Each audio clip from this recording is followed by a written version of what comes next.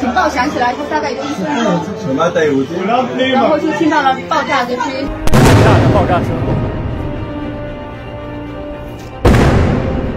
我们现在呢是身处在一个商场、一个停车场的一个入口。Where we should go? Over there.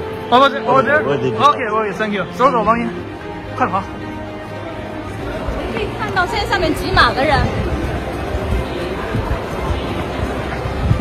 我们现在跟当地的这些民众一起来到了它的临时的那个避难所，是一个加油站的临时的避难所。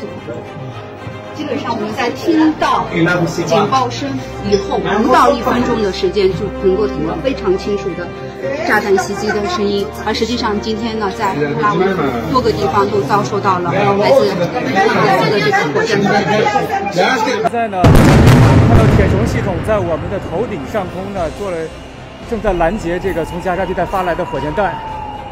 我们现在呢是在以色列最南部的城市之一阿什凯隆。那这里呢也是最靠近加沙边界的以色列城市之一。在我们采访的过程中呢，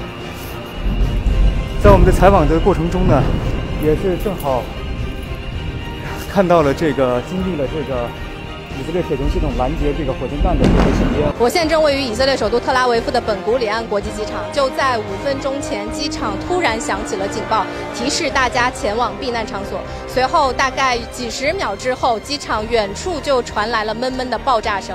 我身后就是这个机场的避难所，现在似乎警报已经解除了，大家在往外走，可以看一下这个避难所大概的样子，周围是非常坚固的墙，大家就是在这里躲避，一直到警报解除。我们现在正在从耶路撒冷前往约旦河西岸的巴库区的路上，此刻城市上空正响起警报，